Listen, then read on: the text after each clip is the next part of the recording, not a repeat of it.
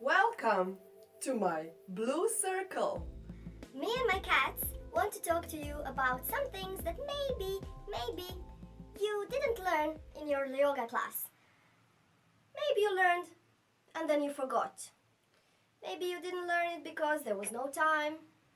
Maybe because you joined a little bit later. Or maybe you arrive always 5 or 10 minutes later, or you leave 5 or 10 minutes early. Maybe you didn't learn them because you don't come to class regularly. Maybe you change teachers often and then you don't get to stay with one yoga teacher for a long time, so you kind of miss their flow, let's say. Maybe you didn't learn it because you didn't ask. Maybe your teacher didn't say it. Maybe your teacher said it only once or mentioned it, and then he or she hopes that you would remember, which is impossible, right? You cannot remember everything.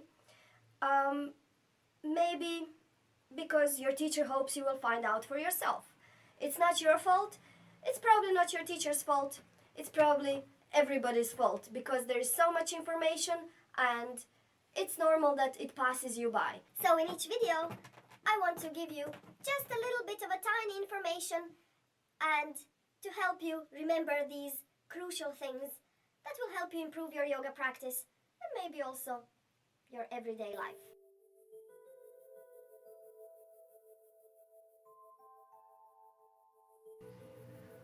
Why does my teacher tell me to lean to the left?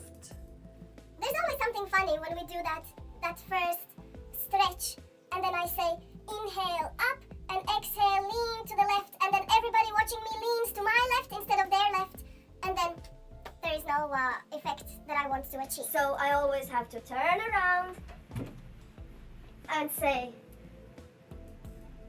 inhale up and lean to the left, exhale. And then you can inhale and then exhale to the right. Why do you always have to go to the left side? This is something weird and to be honest I haven't seen any evidence or I haven't seen any resources that explain this.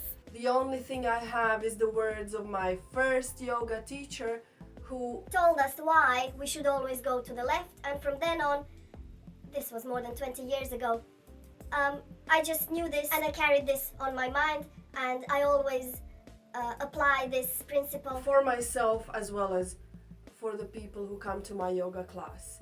So why is going to the left so important? Well, the liver is on the right side. Uh-oh, I might get into trouble now.